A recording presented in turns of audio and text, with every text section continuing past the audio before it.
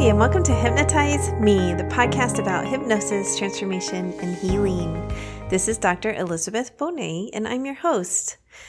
This podcast is not a substitute for mental health treatment, nor should it be. If you need therapy or hypnotherapy, please seek a trained professional.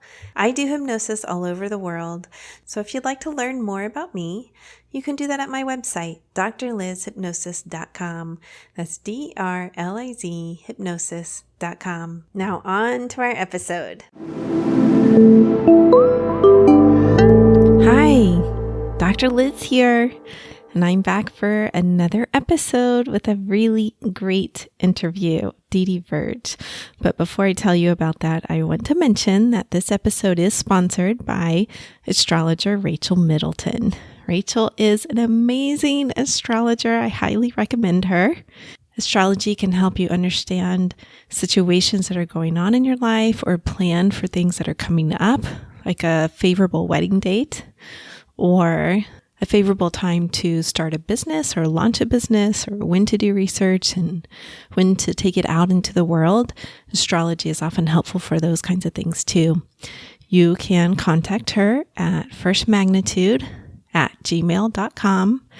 That's FIRSTMAGNITUDE at gmail.com, or through Medium. So it's medium.com/iHeartAstrology. And if you mention Dr. Liz or the Hypnotize Me podcast, you get a 10% discount on a consultation or reading. This week, I interviewed Didi Verg, who's a hypnotist with a lot of online products, actually. Her website is brainhacks101.com. I met her in one of my online groups, actually, for women hypnotists. This is a really lovely group. I meet all kinds of really wonderful people in that group. And Didi is one of them, and she had actually helped me with another flare-up of arthritis. We did that session after we did this interview, but you can probably hear my interest when I keep asking more and more questions about the arthritis case that she presents. It was really for my own benefit. I ended up doing a consultation with her anyway, and she completely took it away in my hands. So she doesn't just talk about arthritis, though, in this interview. She talks about fibromyalgia and curing an allergy. She does a lot of work with allergies. So I think you'll find it quite fascinating, since she really loves to talk about cases, and I know people love to hear about cases. And these are all with her permission, by the way. They were people that are in her product that she sells online, so she has permission to talk about their cases. Before we jump in, remember, you can text the word hypnotize to 444-999, and it's an easy way to join the newsletter and get free hypnosis files from me. That's 444-999 and the word hypnotize.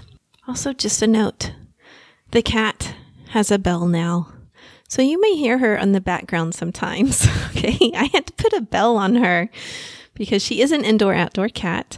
And if you've listened to the podcast over time, you'll know that some of the noises are sometimes the cat. It's the cat feeder going off, or the cat eating her kibble, or coming in and out of the pet door. I have a pet door specifically for the cat, although the dog likes it too. But she just kept bringing in like creatures and mangled, and they just made me so sad. And I just lost it one day when she brought in this beautiful little bird. So we had to brainstorm and say, okay, how do we stop this? Because she is an indoor-outdoor cat, and she would go nuts staying just in the house. But how do I protect the little creatures of our neighborhood? So I thought, a bell. I'll put a bell on her collar, and it'll warn them that she's coming, right? So she can't like pounce on them. And so far it's worked. Like, since we've put the bell on her, she hasn't brought anything into the house. And I am so happy. This was happening, I don't know, like once or twice a week. It was a lot. I never knew what I was going to wake up to or walk in the afternoon and see on my floor in the living room. So you may hear her little bell if she's walking around the house while I'm recording sometimes. And that's what that is. It is not the fairies making an appearance. It is the cat, although I'm sure there are fairies around too. All right. Hope you enjoyed this interview.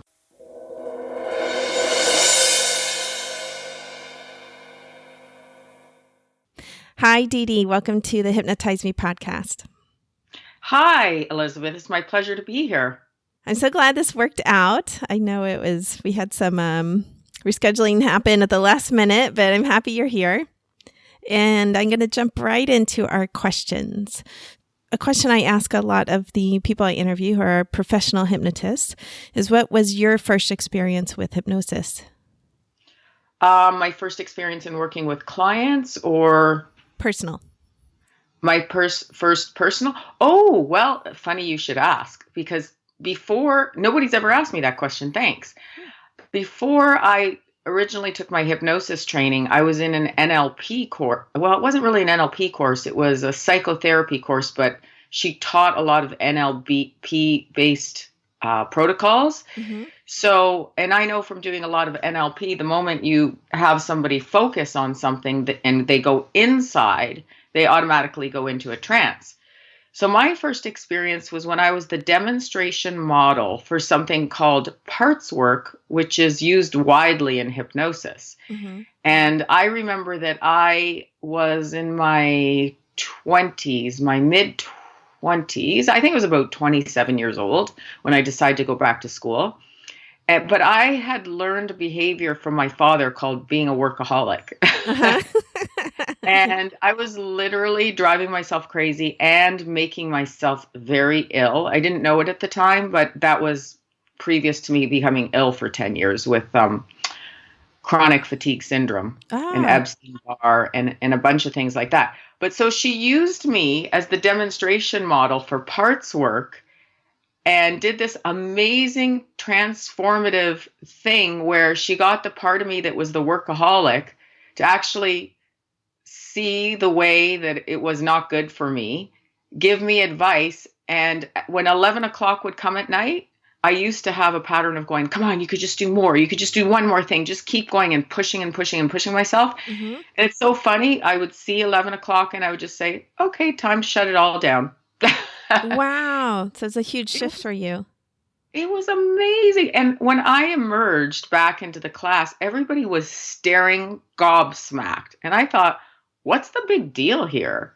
Uh-huh. You know, like I didn't understand the implications of what had happened until I saw it in my life. And of course, parts work is one of my most favorite things, especially when working with chronic illness or chronic disease.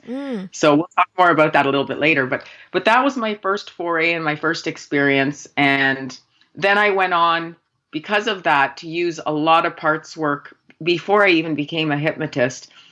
And when I dealt with people with any kind of chronic illness or disease, I just have them go into the part of their body where they felt that, mm-hmm.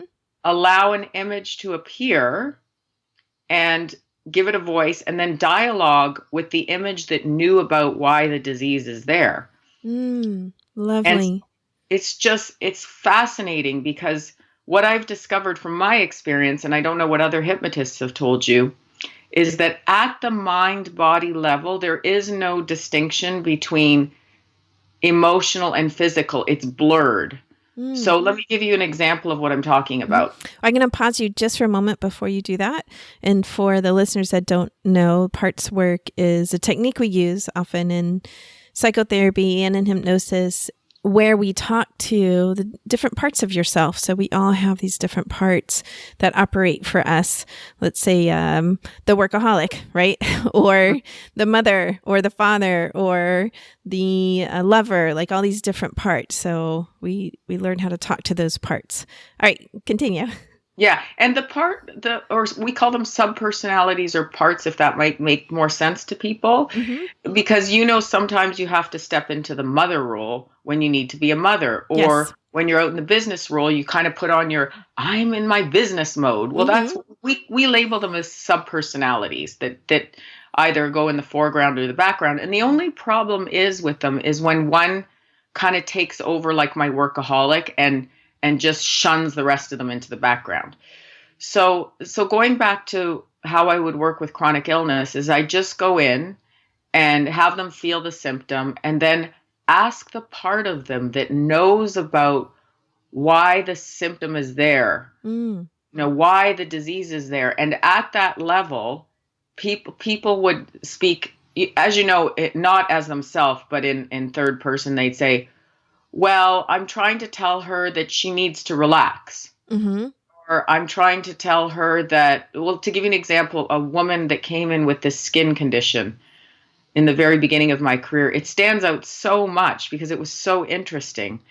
She couldn't stand to even wear clothes on her body. And this was a problem because she couldn't get dressed to go to work in the morning. Yeah. So the part told me, well, she's really uptight. She's inflexible. She's got to loosen up. And then what would happen is this client only came in twice. Uh-huh. What would happen is the skin condition would temporarily abate for her. It would just go down, and it wouldn't bother her for about 6 months. But then she'd come in again in 6 months later, but she'd never take the advice about what the part said. And that was very early in my career, and I didn't understand. I thought, well, if she wants to book another appointment, Mm-hmm. she'll just come back in to do that work. I didn't understand that people need a little push.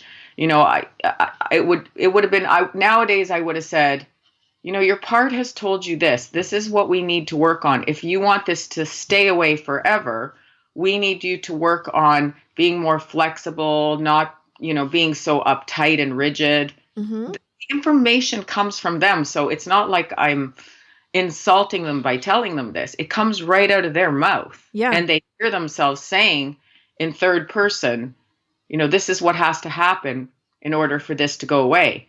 So now I would say to them, I highly recommend that you come back in and we work on you being a little bit more flexible with life and changing their beliefs around that. Mm-hmm. So we know it works. I've talked, it just reminds me of another case of skin condition, a boy that came in, he had severe rosacea. And basically what the symptom or the part said is that he goes inside and he starts beating himself up ferociously about everything. Okay. And his reaction of his skin or his immune system would be to cause this rosacea. And usually when they stop the behavior, the condition goes away. Or as we first met through a mutual friend that I worked with fibromyalgia, she actually, when we spoke to what I like to call the symptom or the part, and she addressed the reason why the fibromyalgia was there, which was something she'd always known her entire life. It ranged between, on a pain scale 4, being mildly in the background to, 10 at times. She'd never not known the pain. Mm-hmm. We discovered that what she was doing was she was holding on to everybody's hurts. Oh. So she was accumulating this energy within her body because to her that meant being a good person. So she was a body worker as well, mm-hmm. a therapist and a hypnotist. So imagine she's collecting all these hurts and she's feeling like, well, if I hold on to them, sometimes we get the idea, if I hold on to their pain, they'll feel less hurt. Mm-hmm. It's kind of like taking on other people's problems. So as soon as she realized that and she let it go, she hasn't had pain since. The fibromyalgia pain is totally gone. Wow. Now, I don't say that it always happens that quickly, Elizabeth. Sometimes we have those cases where they're miraculous, but she's also someone who's very aware already because she's a hypnotist. So she understood it. Unlike the lady whose part told her, you're very, very rigid in life. You're too uptight. You're too controlling. She got the information, but she just kind of blew it off or let it go or didn't pay attention to it. So I have a question about that. So when they blow it off or don't pay attention to it, then are you looking for secondary gain from the illness or, is it individual? Where do you go from there? Well, I don't think they intentionally blow it off. I think what happens is, remember how I told you after my experience, I thought, what's the big deal when I opened up my eyes and I saw everybody looking around me absolutely gobsmacked? Uh-huh. I kind of thought, well, what's the big deal here? What's going on? Why are y'all looking at me like that? That's from the perspective of being a client. And I didn't think about the session after that. I only realized that something had changed and it had changed profoundly. Mm-hmm. So I think as from the perspective of a client, they're just like, they just don't think about the session after that. Do you know what I'm saying? Like, I think they just, I don't know. I mean, I had a very different experience with okay. hypnosis. Well, you mean with parts work with yourself? Um, Let me okay. rephrase No, that. because I didn't do parts work in mine, but it was interesting because we were working on something and my hypnotherapist checked whether there was secondary gain there for me. And the answer was no. But Well, I for went some home and took people, obsessive notes about it. And I think about it a lot, actually. okay, and that's what I was going to say. I was going to say it all depends on the person. Yeah. Because as you know, each one of our clients is their own unique little snowflake, I like to call them, because nobody responds the same. Hmm. So me as the client, I kind of just didn't think about it after that, but I did notice the changes.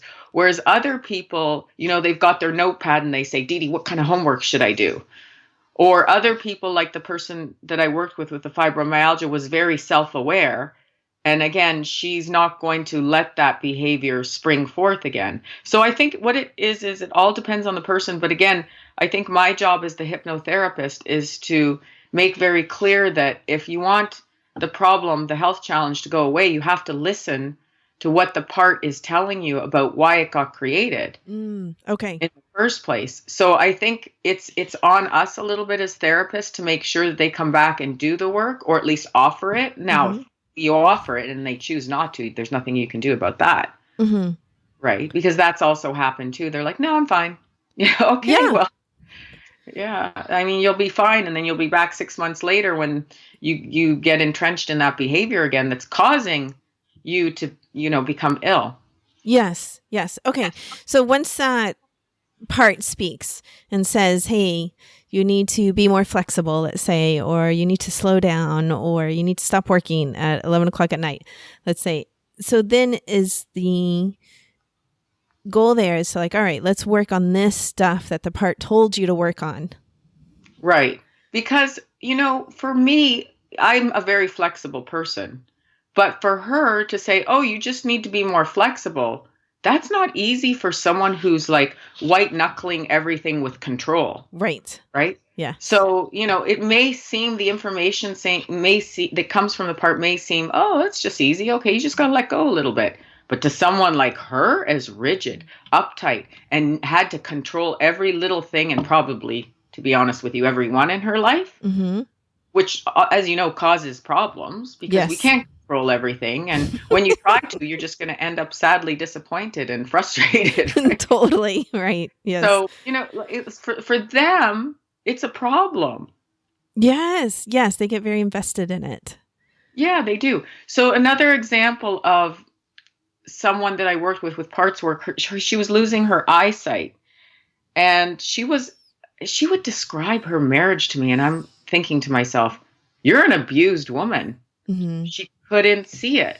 And the Mm. part told her, it came direct, it said, what you base your meaning on for your relationship is a very fickle, you know? Mm. So it explained why she was losing her eyesight. She was somebody who didn't come back. And again, I didn't push people at that time by making suggestions. Mm-hmm. And she had no intention of leaving the relationship, despite the Mm. fact of what she heard about her eyes and what she wasn't seeing, I guess. I don't want to make that metaphor because that didn't come from her, but it just said basically everything you've based your life on, because this man did not allow her to have any associations or friends. Whoa. Yeah, I mean, yeah, exactly.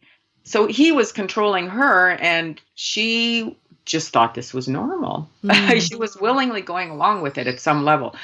So there would be a case of secondary gain. It's like, well, it's harder for me to leave the relationship and realize that I'm an abused woman. Because Mm-hmm. in our minds, the way he was treating her, I don't know if he actually physically hit her, but he restricted her and kept her emotionally believing she was not all that. Do you know? Mm-hmm. Emotional So abuse sounds like. yeah, emotional abuse.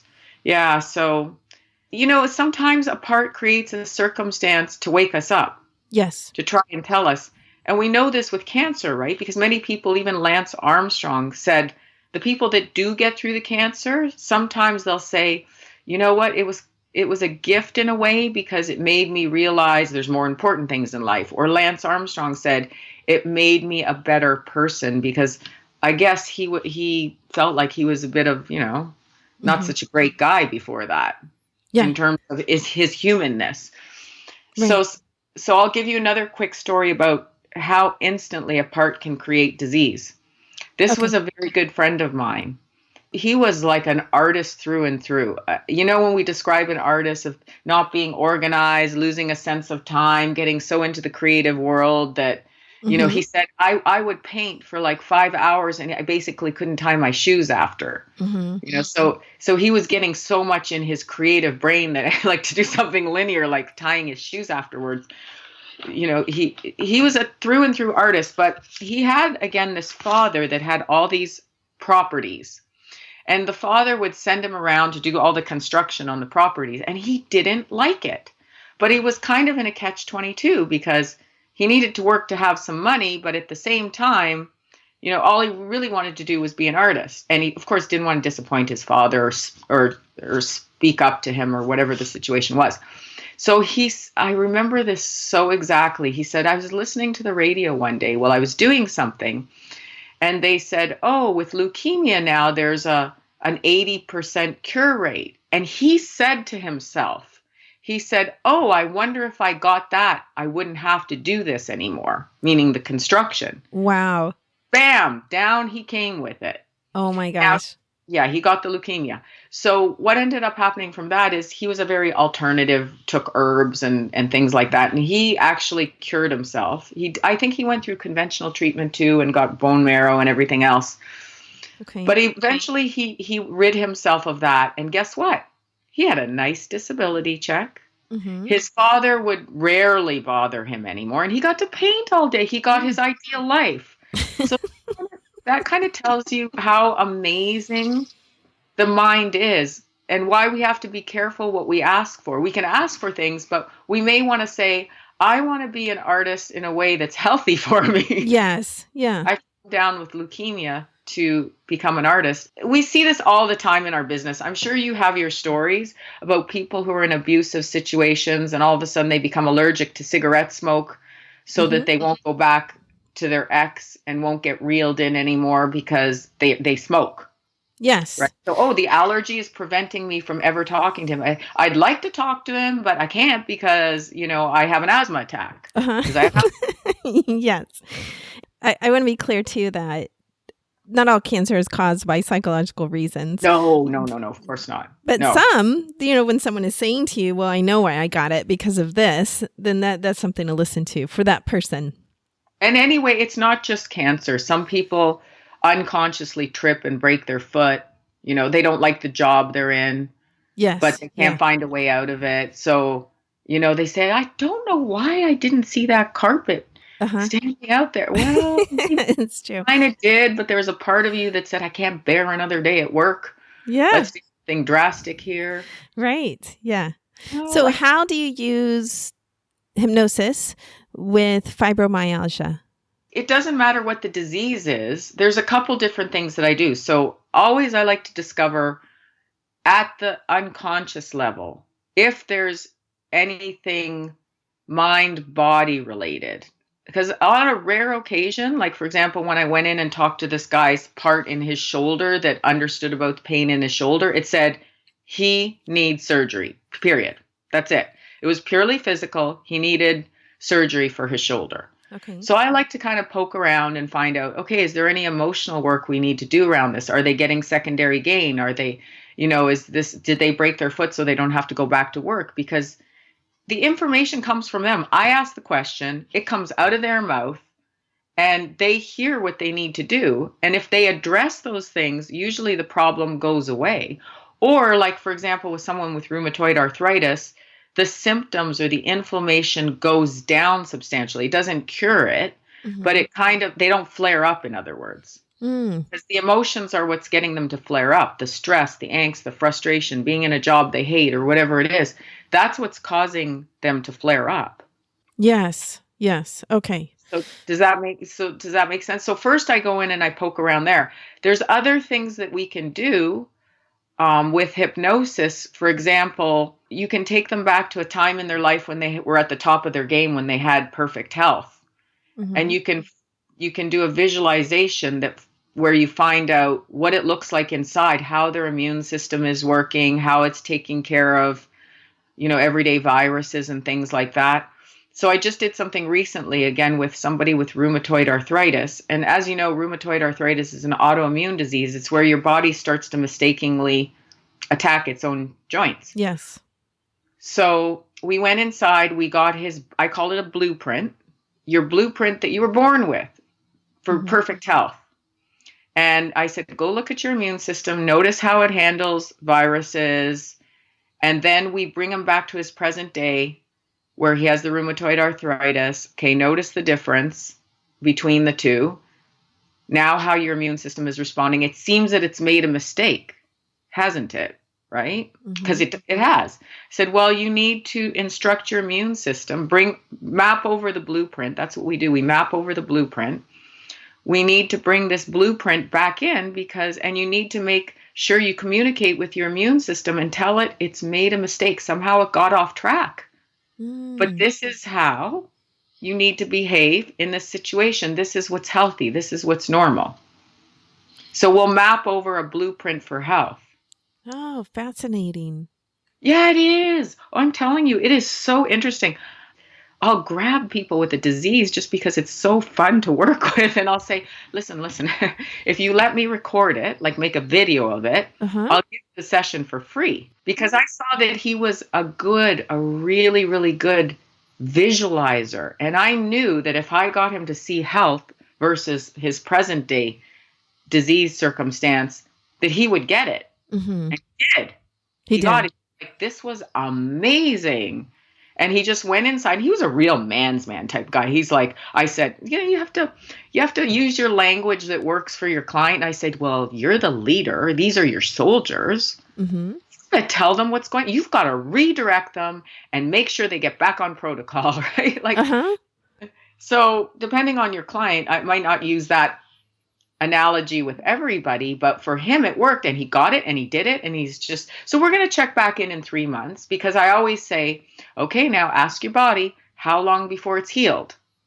And he said, and they always come up with an answer, they'll always say a week, 2 weeks, depending, 3 months. So his specific time frame was 3 months.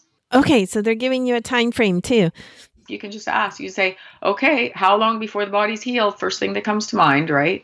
But the answer always comes. I'll tell you, the time frame always comes. Always comes. So you've never had someone say, it's not going to heal? No. And by that's good, right? That would be like, okay, let's look at why. Why is it not going to heal? Yeah. But I have them commit to do the work, though. I say, so long as you commit to do what the part has told you. How long before the body's healed? Now, healed means something different for everybody. Okay. He may still have the rheumatoid arthritis. It might have stopped the inflammation and the crippling of his joints. Do you see what I'm saying? Yes. So like when we do the allergy process with people, are you familiar with the allergy process? I don't think so. I mean, I've used hypnosis for allergies for myself. Like when they start to flare up, right? I listen to my hypnosis tape on allergies, right? To be honest, like, not to give myself a shameless plug, but I have a product called Health Hacks 101. So on that product, I have communicating with the symptom, what we just talked about, and I have the allergy process. And so with the allergy process, we can retrain the immune system once again to not be allergic to something. But when a person goes back and gets the allergy tested, they'll still test for it being present, but it's gone. So to give you an example, once again, and this is on my product. Gone meaning like they just don't have allergy to that anymore. They can eat the food or they can be around the pollen and they don't respond. The immune system doesn't respond with histamines and hives and a swelling windpipe and everything else. Okay. Now, everybody be careful when I say this, right? Because according to research, it works, 70% of the time. That's an incredible amount, though. That's a really high effectiveness rate. Careful too. Yes, not right for everybody. my product tutorial, I say, if you're going to test this, be safe. Have an EpiPen. Don't assume it's going to work all the time. So, for example, I had a woman with, have you ever seen this, Elizabeth? People, they'll start out with one allergy. It'll be like to cantaloupe, and then it'll go to watermelon, and then it'll go to apples, pears, orange, and then eventually they can't eat anything. No, I've never seen that, but I don't work that much with allergies, so I believe you. A lot of people, they call them food sensitivities because it's not an out and out allergy. Oh yes, food sensitivities, absolutely, and where they end up on this like extremely restrictive diet.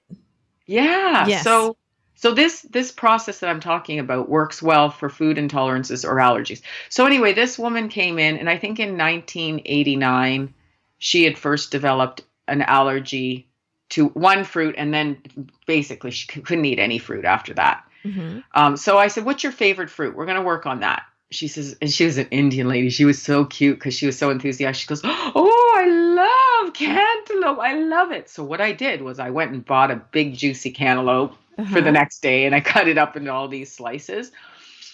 And I asked her, "So what's it like before the allergy, or before when you have the allergy? What happens when you eat cantaloupe?" And she says, "My windpipe swells, my lips burn, my ears burn. It feels like acid in my stomach." She didn't get like hives or anything like that, but she did get most of the typical symptoms of an allergy. Yeah. We did the process where we retrained the immune system to respond to cantaloupe as though it was another healthy fruit that she could really tolerate. Mm-hmm. I think we used mango because mango was the one thing she wasn't allergic to. So we retaught her immune system to respond to cantaloupe as though it was mango. Okay. And I had her eating cantaloupe, and she loved it after that. She was so excited because she could finally eat it again. But having said that, I said, bring an EpiPen in. Mm-hmm. Like, when we test this, you have to be safe. You've got to bring that pen in and make sure, not that she ever had an anaphylactic shock, but you never know with allergies. Yes, yes. So when I called her, I think it was 4 days later, she'd been eating cantaloupe like crazy for 4 days. And I said, "So how's it feel?" Yeah, I know, right? She was so excited because she hadn't eaten fruit since 1980. Yeah. So she said, "Didi, to be honest with you, it's like 95% gone." She says, I feel my lips are a little bit tingling. I think she used the word tingling. I'm trying hard to remember, but I think it was tingling. She goes, "I feel a little bit of tingling in my lips." I said, "Well, 95% is better than a kick in the pants." So yes, like, you can eat it now. Fascinating. It's totally, I'm telling you, it is so fascinating. I want to go back for a minute to the rheumatoid arthritis case. Yeah. Oh, I got another one to tell you about that too. Okay. So when you're working with him and he says, "Okay, 3 months to heal," right? Mm-hmm. And I need to go home and do what? Like, what is it that came, if you're okay with sharing with that? With him, because honestly, he was one client where I'd never seen anyone so visual and so not auditory or kinesthetic. Mm-hmm. Well, he had a little bit of kinesthetic, which means he could feel the pain. Mm-hmm. But he was not auditory at all. So there was no speaking to the part, and he was highly, highly visual. So I just said, you're to go in 3 times a day, and you're to check on your team, your soldiers, and make sure they're following protocol. And he said, "Yes, I will do that." Okay. So long as they do what they're supposed to do, there usually isn't a problem. But I will be checking back with them in 1 week, and I think by the time this is aired, I might even have an answer for you. Okay, fascinating. So we can just kind of post that somewhere. You can, put it in the interview. But yeah, totally. So, when you say he goes in and he checks on his soldiers, I want to get concrete here. Sorry. Oh yeah. Okay. He visualizes. He sees. He drops down inside of his body. Okay. And he checks to make sure, because he had certain visualizations for what the soldiers are supposed to be doing. Yeah, properly responding immune system looks like. Okay. So you're exploring that in the hypnosis session. Like, what does it look like for you? What are the soldiers supposed to be doing that they're not doing right now? Yeah. Well, I always ask, what's the energy like? What color is it? And when you go into your joints, what's the disease state look like? The inflammation. And then we get an example from Perfect Health about, I think he said white and clear. Everything's white and clear, whereas the inflammation was orange. And sometimes you say, well, if it were an energy, what would the energy be like? You have to ask very vague general questions, and they'll be like, it's dense, it's heavy. Yes. Or it's swirling and it's moving, or it's throbbing. Yeah. So you've kind of got those submodalities. You have to find out what it looks like in a healthy state versus the disease state to map it over. Mm-hmm. Okay. Right? So then you're doing that new mapping under hypnosis once you have that. And then that's what he's continuing at home. Yeah, he's just dropping down inside 3 times a day. He knows what a healthy immune system looks like. He's instructed his soldiers to now, not attack his own joints, to respond in a healthy way. So he's just checking in. He's just making sure it's not going awry again. Okay. Got it. And the immune system is attacking itself. So the next case I want to tell you about was, again, it was because I filmed these people for my Health Hacks product. So it was the daughter of the Indian lady. She had severe rheumatoid arthritis from the time she was 19. And I always ask them, I say, what do you think caused that? Because I want to know where their head's at, right? And she's like, I was going to go work in a hospital, so I had to get this series of shots. So she believes that, getting this series of shots, and she could be right on some level. It could have triggered it. But what came up for her was, again, they were Indian, and in the Indian culture, the males are very dominating, and they don't want their daughter to speak much or be empowered or anything like that. So again, we don't know for sure what triggered it or caused it. We only know what she needs to do to heal. And what the message is there. And the messages for her was, you have to have self-love and self-compassion for yourself, because here's how you were raised. And it's almost like, when you have a parent like that pushes you down all the time and puts you down. And, if you do speak up, they put you in your place, and then you learn not to speak up for yourself or have a voice or have an opinion. So that was kind of the problem with her, is she was, to some degree, because you get scared a person gets scared after that to express themselves when they're always getting in trouble for expressing themselves. Hers went down to self-love and taking care of yourself and things like that.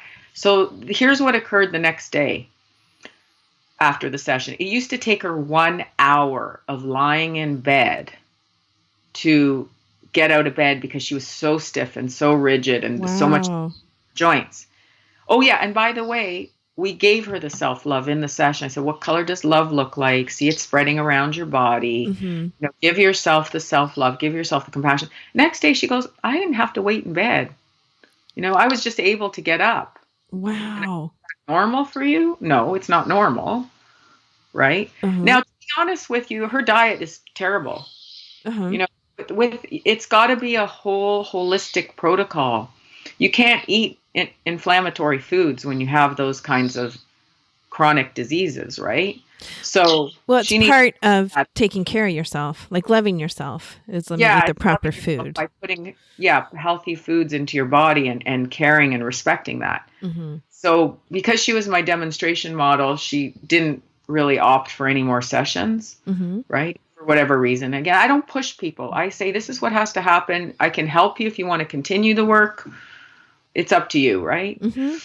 You'll always see some kind of difference once they're informed about what the disease has to tell them. And again, I'm not saying that lack of self-love caused it.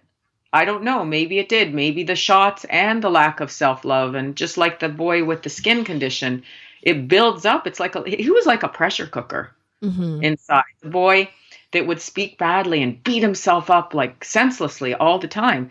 It was literally, his skin was responding like it was a pressure cooker. And that's the burning red that was coming out on his cheeks, right? Yes. So I think, again, I can't say for sure.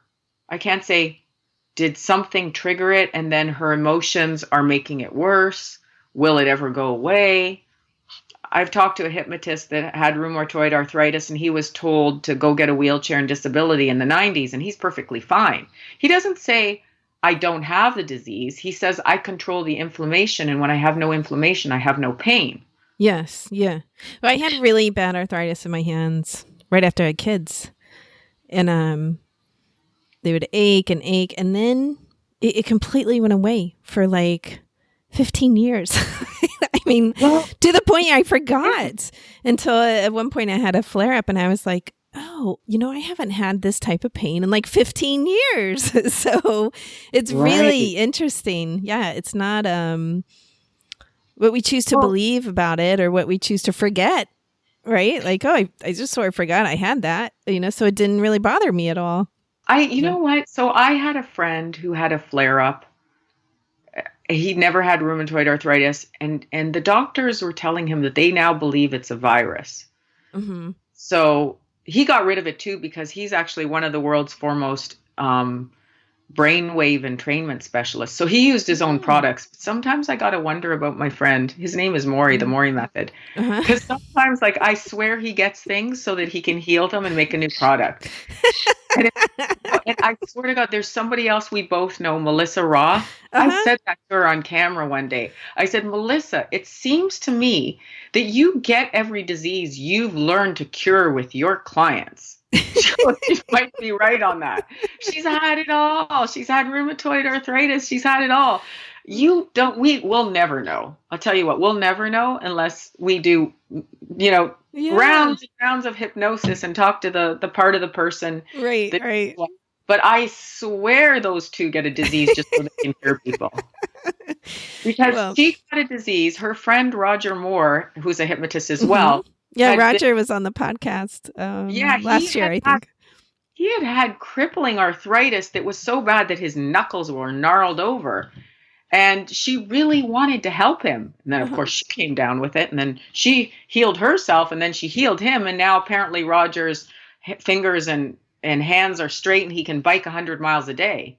Whoa. I didn't know that about him. That is funny. So, you know what? In the end, God knows why these diseases come. I do believe it's a bit both physical and with cancer, autoimmune. Sure, a virus triggers it, but I guess the unconscious is going to take advantage of that, right? It's like, okay, well, you learn to heal yourself, or you learn to take care of yourself, or... Right. Or, we all have our own unique emotional blueprints, right? And physical blueprints. So who knows what triggers it or what flares or why it heals or, all of that processes are so individual. Well, they are. And that's why nobody can ever say, well, is there a pattern? If you have a bad liver, it means you're angry. I say baloney. Like, you got to go in. Everybody's different. I don't like those vague generalizations. Because, rheumatoid... I don't either. I mean, for there's a very famous author, Louise Hayes's book that will give you this means that and this means this, and drives me nuts. And it just wasn't true for me. Like, I carried that book around in my car for I don't know how years, really years. And then one day I looked at it and I was like, none of this is true for me. So it went out, right? Well, when I got ill myself for about 10 years, I had a pain, and I believed it to be in my liver because when I looked on the thing, it was pain, it was nausea, it was all this stuff, and everybody kept saying, that means you're angry. And the only thing that made me angry was people telling me that. Then I wanted to kill them. And I'm like, you know what? I'm angry right now, and you better just duck. Because when you're not feeling well and everybody's trying to tell you why, you're angry. That means you're angry because you have a pain in your liver. Right. Ugh. Yes. Yeah, and I don't... As I said earlier, I don't believe everybody gets a certain disease because of emotional reasons. I don't believe women always give themselves breast cancer. Like, I just don't believe it. Listen, so if you live beside Chernobyl, you're probably going to get cancer. like, hello. That's true. But if there is an emotional component, then often we can use hypnosis to help you heal that. I think if the emotional component is aggravating it. So once again, to give you another example, because I met a woman yesterday who we're going to collaborate because she had the most severe rheumatoid arthritis for 15 years. And then she cured herself. Well, she didn't cure herself. I'll say she healed herself where she no longer has the symptoms to any large degree. But I'm talking deformity in the knuckles and all that. She showed me a picture. She said, this is 8 months ago. This is stress versus not stress. In the one picture, her hand was literally blown up to double the size. Wow. And in the other hand, which she had, I guess she had dealt with the stress, whatever it is. And again, you can know why it's caused, but sometimes the way we respond to the stress, especially big life events, even her, she kind of fell back into the causes that caused her hand to blow up. But she said, I show my clients this because just getting my stress under control. So I think it's the stressors and the emotions that aggravate the pre-existing conditions. Yes. Yeah. But it was amazing. I'm going to get that picture from her and use it on my website because Cool. it's just, and she's a holistic, she did it all through holistic, but I'll tell you what her pattern is that I see. If I'm going to make any kind of generalization when I see chronic fatigue and fibromyalgia with women, it's that they are neglecting themselves. Everybody else comes first. They take care of everybody and they go to excessive extremes, and they are a workaholic, but in the terms of caregivers. So that's one pattern I've seen with, or super achievers, like I can do it all. And they're burning themselves out so badly. I would agree with that. Or they're sacrificing, like their model is that I'm sacrificing myself. So I've seen, they get this disease and they're forced to slow down, but they get slowed down to the point where they can't even work anymore. They can't even hold a job. So that's the unfortunate thing. Right. Well, we are at the end of our time. Please let people know how to find you and how to find some of your products. So my products are Brain Hacks 101. So Brain Hacks spelled and then the numbers 101.com. If you're listening to this, the product you may want to get is the health hacks, but I also have weight loss hacks and anxiety hacks. And if you buy 2, you get the 3rd for free. So if you buy the bundle, it's a good deal. Awesome. And through the health hacks, you'll learn how to deal with allergies and food intolerances, and and you'll learn to the parts work that we discussed, where you ask the symptom what's going on. There's a manual, and then you'll learn what I call a pain hack. You know, a lot of people can be left with residual pain that's not necessary. Like they broke their leg, a year ago and it's healed, but they still have pain. So you can look at how that looks in the body and change it. And normally the pain drops at least 5 points when you do that process. Wonderful. Well, fantastic. That will be in the show notes for everyone as well. And thank you so much for being here today. I really enjoyed our conversation. You're welcome. Thank you, Elizabeth.